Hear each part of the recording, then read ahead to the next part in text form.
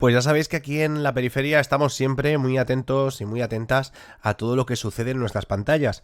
Y si encima lo que sucede en nuestras pantallas tiene que ver, de alguna manera, ahora lo explicamos, con una de nuestras bandas favoritas, o tiene que ver con uno de esos momentos favoritos de nuestras vidas, pues se multiplica todo de una manera alucinante. Tenemos que hablar de una película. Hoy le comentaba a varios compañeros del programa que íbamos a tener a la persona que vamos a tener aquí y todos coincidían de vamos, que estaban deseosos de escuchar esta entrevista. Es que vamos a hablar de una película que nos ha alucinado a todos, de una película llamada Segundo Premio, de una película que quizá no sea una película sobre los planetas, pero una película que nos ha encantado. Y por ello, pues traemos a su codirector, a Paul Rodríguez, a esta entrevista aquí en la periferia. Buenos días, Paul, ¿cómo estás? ¿Qué tal? Buenos días, Israel. ¿Cómo va? Bueno, pues en primer lugar, darte las gracias por estar aquí a ese 50% de segundo premio y decirte una cosa, nos ha alucinado la película, yo creo que os lo han dicho mucho, nos ha flipado y creo que de esto tiene mucho que ver el trabajo en equipo, luego hablamos de ello, pero ¿cómo se inicia un proyecto? Porque yo me imagino que de entrada en la cabeza puede sonar muy bien el hecho de hacer una película basada de alguna manera en la historia de los planetas o no, ahora lo hablamos esto, pero luego pasarlo a la realidad es complicado, ¿no?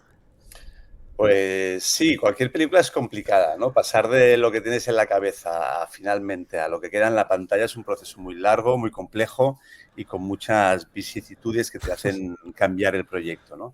Y más este proyecto en sí, porque este proyecto empezó siendo un proyecto de Jonas Trueba, ¿vale? Que tenía que dirigir él y después de estar trabajando el guión y estar trabajando con los planetas, al cabo del tiempo, porque se fue retrasando el proyecto y tal, se dio cuenta que él ya había cambiado, que él no podía seguir tirando esta producción adelante.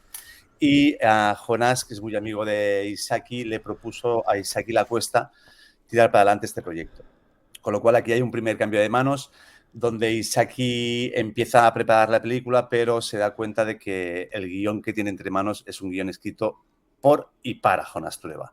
Entonces él habla con los productores y deciden, bueno, que tienen que cambiar el guión porque no es un guión para que podía dirigir Isaki, sino un guión para Jonás. Y Isaki, junto a Fernando Navarro, deciden retocar el guión, que es la película Segundo Premio. ¿Vale? Todo esto pasa en el proceso de producción de una película que ya había empezado, que ya había arrancado, con lo cual lo que no se tiene que hacer nunca en un largometraje es cambiar el guión mientras estás preparando. Esto implica varios retrasos en la película, varias complicaciones y finalmente por un problema de salud de la hija de Isaki, Isaki La Cuesta no puede ir al rodaje y me propone ir a mí y él estar en online. Como sabemos, después de la pandemia, pues los sistemas de online, como tú bien sabes, se mejoraron muchísimo y, y nada, y nos embarcamos en este proyecto a dos manos. Isaac y yo, donde yo estaba en el set y él estaba en Barcelona, y yo estaba en Granada, en Sevilla y en Nueva York.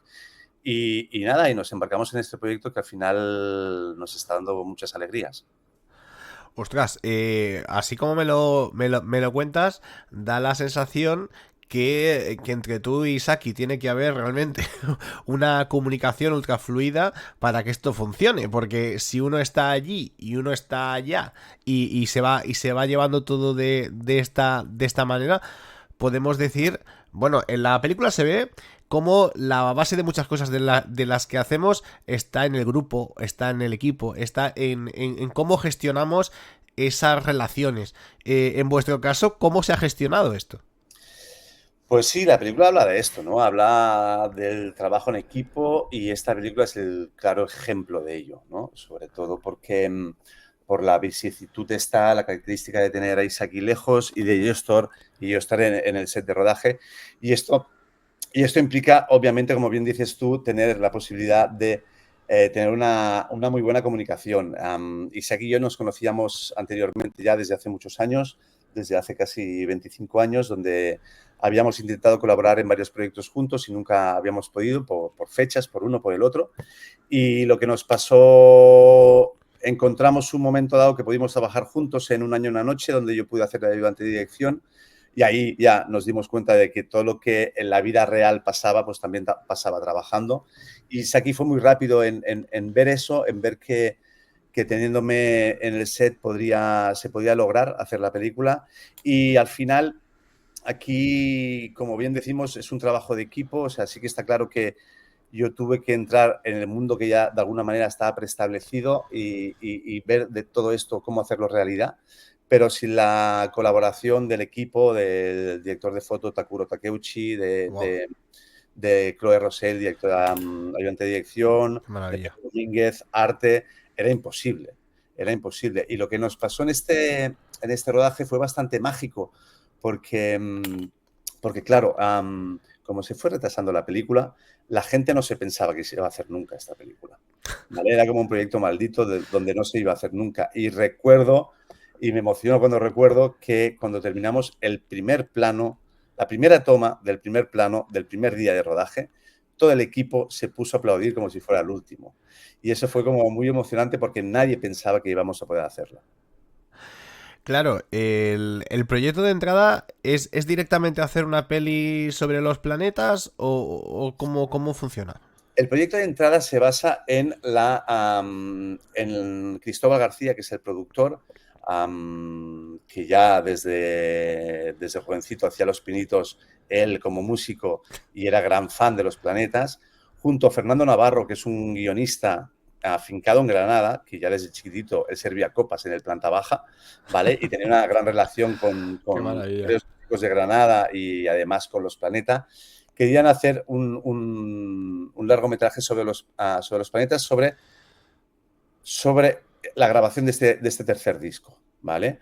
Entonces firman los derechos de explotación de las canciones y a partir de ahí es parte de la película. Lo que quería hacer Jonas era una cosa, lo que hicimos nosotros fue otra y lo que querían hacer los planetas era otra cosa. O sea, con lo cual parte de ahí y entonces a partir de ahí el guión se gesta como una peli, como teníamos muy claro que para nosotros queríamos hacer una película para los fans de los planetas, pero también queríamos hacer una película para los que no son fans de los planetas. Por eso esto no es una película de los planetas, sino es una película sobre la leyenda de los planetas.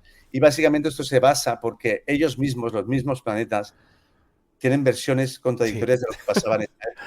No así se es. acuerdan qué pasaba en esa época. Lo que dice uno lo contradice el otro. Entonces era muy difícil ponerlos de acuerdo de lo que pasaba en esa realidad. Con lo cual partimos de hacer una película como si estuviesen muertos, como si fuese una banda fantasma que no tenía nombre y que así nos daba juego a nosotros de hacer lo que quisiéramos nosotros. Entonces sí que nos basamos en hechos reales que pasaron en ese tercer disco, ¿vale? Pero junto al lado de escenas totalmente inventadas. Y ahí es donde creamos esta película que no es un biopic, ¿vale? Que es una película, para nosotros, es una película de género, de vampiros y fantasmas, Me ¿vale? encanta. Donde hay este triángulo amoroso, que al final hablamos de la amistad, del amor, de la complicación de lo que es que tu amigo, tu colega, tu pieza creativa más importante sea tu amigo y que no puedas trabajar con él, sino que se mezcle toda la relación personal con la relación artística, ¿no? Wow, es que es alucinante. Es que de hecho es lo que tú dices, ¿no?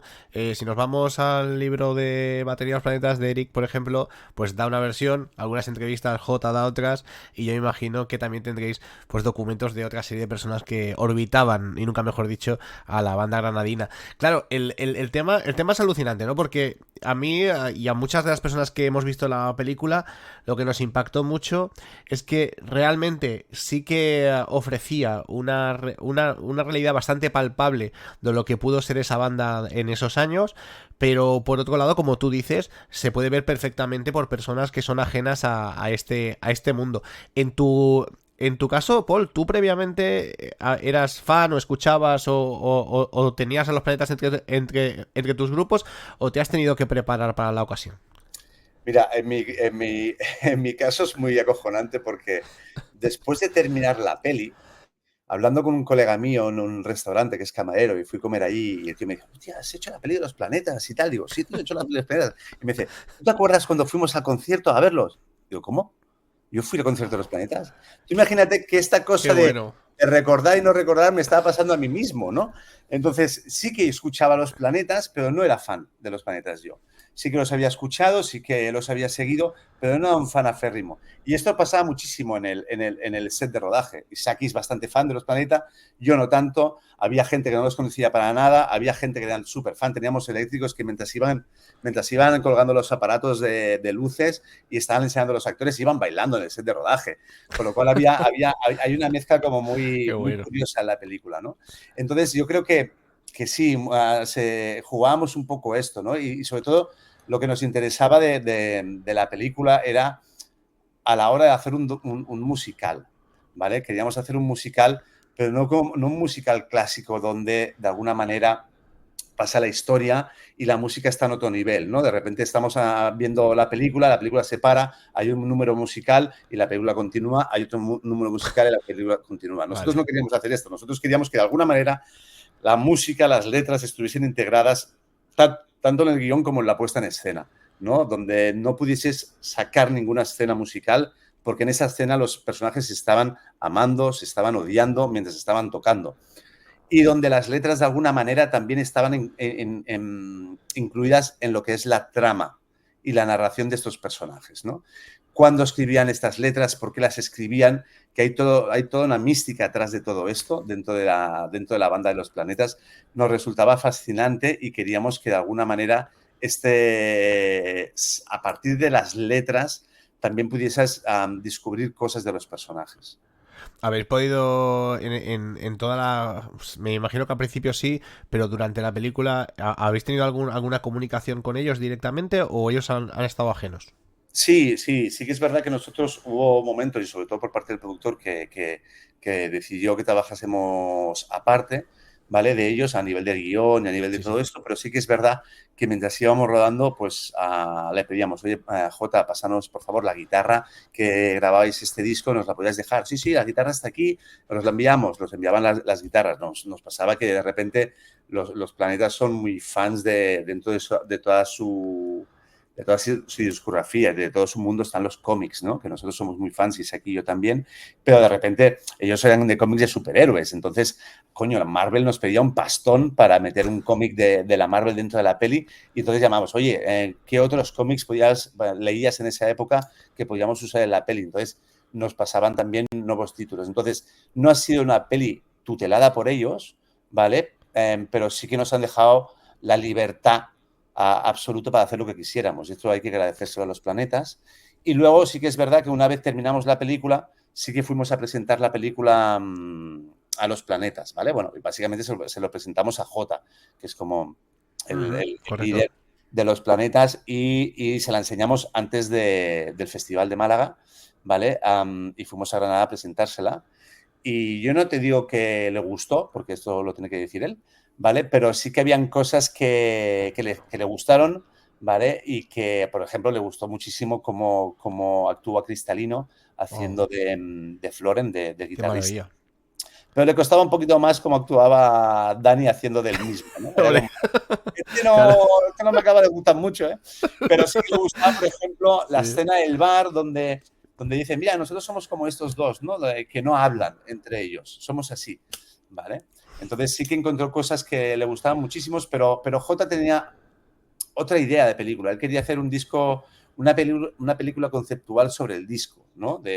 El disco narra un poco la historia, desde su punto de vista, narra la historia de un chico que lo deja a su pareja y a través de las drogas y la música logra tirar para adelante su vida. Y en cada tema del disco es una droga distinta, ¿no?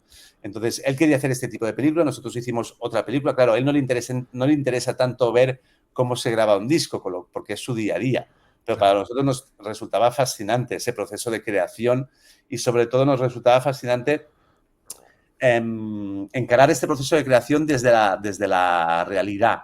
O sea, que los actores, o sea, que no tuviésemos playback, sino que los actores fuesen músicos de verdad, ¿vale? Y entonces, y esto fue algo que ya Jonás tenía esta propuesta desde arranque y nosotros la respetamos porque nos parecía muy justa y porque de alguna manera lo que nos apetecía a nosotros era poder ver esta comunicación que ocurre entre los músicos cuando están tocando entre ellos, ¿no? Esta comunicación que casi forma parte, que esto es la telepatía de alguna manera. De alguna manera Claro. la telepatía ya está inventada desde hace mucho tiempo, nosotros la metemos en la peli, pero de alguna manera esto, la música lo trae en sí. Cómo se comunican entre ellos, esto nosotros queríamos que lo filmásemos y queríamos que el espectador se diese cuenta de esto.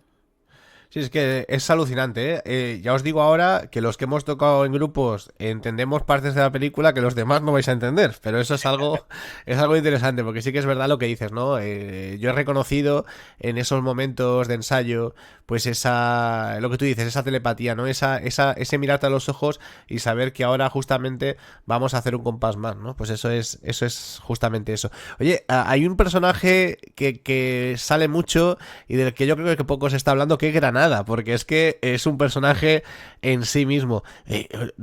¿Has llegado a descubrir, estando allí, grabando allí, qué narices tiene Granada? ¿Qué tiene esa ciudad para casi convertir todo lo que toca en arte? ¿Qué es lo que pasa allí? Bueno, es esto, ¿no? Es lo que dices tú, es que Granada en sí misma es arte. Granada en sí misma toda su historia que tiene musical, todo Lorca que se vive ahí, todo esto de alguna manera para nosotros era una gran responsabilidad y un respeto alucinante. Coño, es que Granada es una ciudad donde la música se vive de una manera, ¿qué te diría? Pues casi intrínseca en la ciudad. O sea, es muy difícil separar la música de la ciudad, ¿no? Yo creo que si tú en Granada no eres músico, lo tienes jodido, ¿no? O sea, quiero decir, formas parte de la minoría. Y también tengo que decir que debe ser muy duro también ser músico en Granada y no tener éxito, ¿no? O sea, la presión entre unos y otros tiene que ser bastante jodida, ¿no? Ahí mismo, porque es alucinante, porque te bajas a tomar copas, o sea, las noches se alargan muchísimo en Granada, como te puedes suponer, a Sí. donde se encuentra muchísima gente por las noches, donde te vas encontrando a gente y todo el mundo va sacando discos, todo el mundo se conoce entre ellos, todo el mundo toca entre ellos. Y es acojonante, el mundo de los músicos es una maravilla, ¿no? Nosotros que, como si nos comparamos con ellos de alguna manera, que siempre estamos haciendo proyectos distintos y tal, pero somos muy conscientes de los proyectos que hacemos y hay esta cosa del reconocimiento y esta cosa, los músicos es muy distinto, de repente ellos tocan entre ellos, no se acuerdan, están oh coño, si estaba en este disco yo, si yo hice las cuerdas de este disco yo, y esto me parece a mí alucinante, me parece que todo lo normaliza de una manera brutal y creo que de alguna manera debería ser así el arte, intentar que el arte se normalizase y ya lo digo yo, que ahora estamos en los Oscars, que se le da una importancia tremenda y la tiene, pero la verdad es que el arte debería formar parte de nuestro día a día más de lo que forma ya. Mira, justamente estás comentando esto y otro día me comentaba un amigo y justamente hablábamos de esto, ¿no? Cómo los músicos comparten porque es su forma de vida, ¿no? Me hablaba de que en Granada estuvo viviendo un tiempecito Brian May de Queen y que eso fue en los años 70, principios de los 80 y que hay muchas bandas granadinas de esa época que tienen solos en sus discos de Brian May sin acreditar. Es decir, que el tipo bajaba, tocaba con uno, te grababa un solo y ya está, ¿no? Y eso ya da un poco de señales de lo que estás comentando, de cómo el compartir forma parte de la vida del músico, ¿no? Totalmente. Bueno, mil historias que nos han explicado Enrique Morente, ¿no? Que bajaba a las Oh. 4:30 o 5 de la mañana con su albornoz, un pantuflas, venía de casa, se iba al bar, se encontraba con dos colegas y empezaban a sacar compases ahí que luego incorporaba en sus próximos trabajos, ¿no? Y esto, imagínate tú ser un chaval de 18 años, 20 años en Granada de los 90, ¿vale? Donde te ibas de copas y te encontrabas toda esta gente en los bares, pues Es lógicamente que pues, es de uno loco, podía sí. acabar como podía acabar en su vida, ¿no? Porque te metes en esa espiral y me parecía que debería ser un momento maravilloso. Y Granada, sí, como decías tú antes, para nosotros era este quinto personaje de la banda importante, donde de alguna manera nosotros lo vemos de una manera más nostálgica, pero que la gente joven, cuando ve Segundo Premio, les parece como una Granada retrofuturista. ¿No? Es como una película retrofuturista donde de alguna manera se dan cuenta que hay unos objetos redondos donde pones una aguja y suena música y ve Igual. veo una cabina donde pones dinero y llamas por teléfono y toda Bueno. esta realidad que ya forma parte de nosotros, de nuestro pasado, pues a ellos les fascina, ¿no? Qué maravilla. Y volvemos un momentito a lo del cómo creasteis este grupo, cómo hicisteis, o sea, cómo fue el casting, porque me parece que tuvo que ser algo muy complicado, porque el primero, buscar personas que tengan actuaciones que sean reales y que estén acorde a lo que les pedíais. Y luego aparte que sepan tocar, que puedan hacer y que puedan crear posiblemente la mejor banda tributo de los planetas que existe actualmente. Es decir, ¿cómo conseguís esto? Pues esto se consigue, Marichu Sanz, directora de casting, lo Madre mía, consiguió a través de tomar muchas cervezas con muchos músicos. bien hecho. Pues al final, imagínate que es ir a Granada y hacer peinar toda la escena musical de Granada, ¿vale? Donde, y al final encontrar, porque claro, se tendría que encontrar músicos, ¿vale? Que pudiesen actuar y que además hablasen con andaluz oriental, porque el acento era muy importante también, ¿vale? Entonces, ahí fue un casting muy extenso donde encontramos a Mafo, que es el batería, que había sido batería de Los Planetas y road manager de Los Planetas Reales. Luego encontramos a Chesco, que es el bajista, que es productor musical de ahí. Y luego encontramos también a Cristalino, que bueno, el trabajo de Cristalino en la película, yo no creo que se defiende por sí Es mismo. alucinante. A partir de ahí, lo que no encontrábamos es al cantante, porque necesitábamos unas dotes interpretativas que no estábamos encontrando en Granada y abrimos el casting en Madrid, ¿vale? Y entonces ahí encontramos a Dani Ibáñez, que Dani Ibáñez es actor con mucha experiencia ya, pero él hacía muchos pinitos con la música, tocaba a nivel autodidáctico y le hicimos un casting y enseguida lo vimos, ¿no? Y lo llevamos a Granada y enseguida se hizo la magia y de alguna manera el hecho de que la película se fuera retrasando ayudó a que pues un proceso normalmente de filmación que tienes quizá entre 3-4 semanas de ensayos con los actores, aquí tuviésemos 4 meses, ¿vale? Y entonces esto hizo que, pues, cuando Dani iba a Granada, pues de alguna manera les enseñaba también a actuar y los otros enseñaban a tocar mejor, ¿no? Y cada vez esta simbiosis, entre ellos iba apareciendo cada vez más esta banda y se iba ejerciendo esta banda. Pero era muy importante a la hora de trabajar y de ver cómo íbamos a hacer estos papeles, de que los chavales encontrasen su propia voz. Lo que no queríamos era caer en una imitación de Los Planetas, porque enseguida es muy, muy fácil caer en la caricatura y lo que teníamos que encontrar era la manera de que ellos se movían, la manera de que ellos cantaban, la manera de que ellos hablaban y luego a partir de ahí yo creo que la misma película va como acercando estas dos realidades y sí que es verdad que hay muchos momentos que mucha gente dice, coño, es que se parecen muchísimo a ellos. Pues no es nada que estaba buscado, al contrario, nosotros intentamos como apartarse, pero poco a poco, una vez ya encuentras tu propio personaje, ese propio personaje ya se puede acercar desde otra perspectiva a la realidad, ¿no?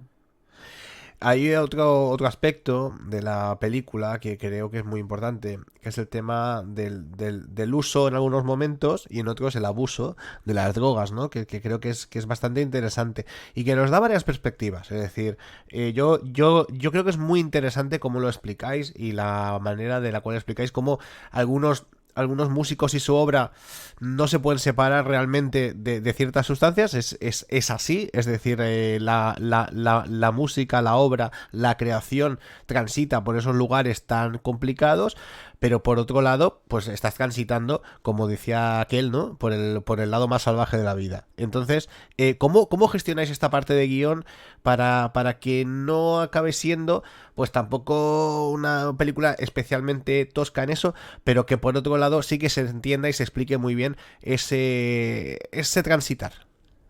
Bueno, a mí esto me hace mucha gracia porque mucha gente me pregunta por sobre las drogas en la peli y tal, digo, ¿y por qué los músicos y las drogas van atados? Digo, no, es que no vayan los músicos y las drogas atados, En es que este va la caso, humanidad quizá. con las drogas. Es, Sí, desde el es que inicio, además.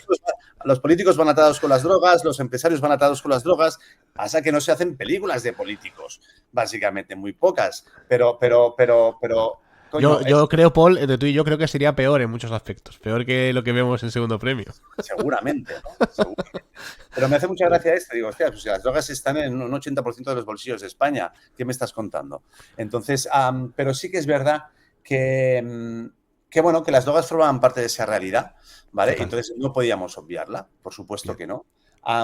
Pero sí que no queríamos tampoco, y bien se dice en la película, hacer de las drogas una apología de grandes viajes y de grandes, ¿sabes?, de algo como muy positivo, sino justamente al contrario. O sea, las drogas de alguna manera también, o sea, está clarísimo que las drogas y la heroína lleva a un punto muy degradante de la persona, ¿no? Y queríamos que de alguna manera esto quedase en el espectador y se cuenta, ¿no? Cuando tú Sí. te fumas un chino, o sea, sabes que corres el riesgo de estar metido en cualquier esquina y cagado. O sea, dejémonos de hacer que esto es una maravilla, sino al contrario. Entonces, de alguna manera sí, pero sí que es verdad que a nosotros lo que nos interesaba en toda la película en sí, y toda la película en sí lo tiene, no solo los viajes de cuando se droga, es la psicodelia. A nosotros nos interesaba este concepto de psicodelia que ya tienen los discos de los planetas Que es tal cual.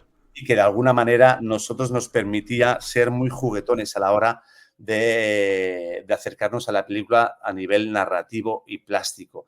Y esos viajes nos daban también la oportunidad de hacerlo, pero no solo en ellos, sino en toda la peli, ¿no? Cuando jugamos de alguna manera con las sombras, como jugamos de alguna manera con los colores, con el error, con este montaje más picado, con esta psicodelia dentro de la película, pues nos interesaba esto y los viajes forman parte de ello. Y los tratamos más realistas de lo que podía ser en un momento dado, ¿no? Sí que es verdad que se encuentra un cocodrilo, sí que es verdad, pero se encuentra de una manera muy realista. Entonces es como jugar, a nosotros nos interesaba mucho, siempre nos interesa mucho a Isaki y a mí, jugar entre esta cosa de el relato y la realidad, ¿no? De lo que es ficción, lo que es realidad, lo que en ese momento fue, lo que me estoy inventando, y cómo nos acercamos a los sitios de una manera más realista, ¿no? Finalizamos, pero y quiero preguntarte, ¿no? Hay un tema que ha alucinado a mucha gente, pero es curioso, ¿no? Como historias del día a día casi las transformamos en legendarias cuando pasan los años, ¿no? Y es el misterio. Mira, estoy leyendo un titular del País, nada menos. El misterio de Mai, la bajista de los planetas que desapareció sin dejar rastro. Es alucinante, o sea, cómo... supongo que aquí sí que en el tema de hablar de Mai, de esa bajista que aparece en esos primeros discos y luego, pues de alguna manera, pues decide que no es su camino. ¿Cómo obtenéis esa información? Porque yo me imagino que ahí habéis tenido algún problema, algún problemita extra o ha sido fácil. ¿Por qué? ¿Por qué problema? Sí, por ella, básicamente, porque ella, hasta donde sabemos, no está en digamos, en un primer plano público. No, pero esto es porque lo que pasa es que Mai, yo creo, a nosotros nos fascinaba el personaje de Mai porque Es maravilloso. lo encontrábamos que era el personaje más punk de la banda. Total, total, Es total, una total. persona que decide dejar el rock and roll para irse a estudiar Total, poesía. Y eso sí que total. nos parecía muy valiente Es maravilloso. y nos gustaba muchísimo.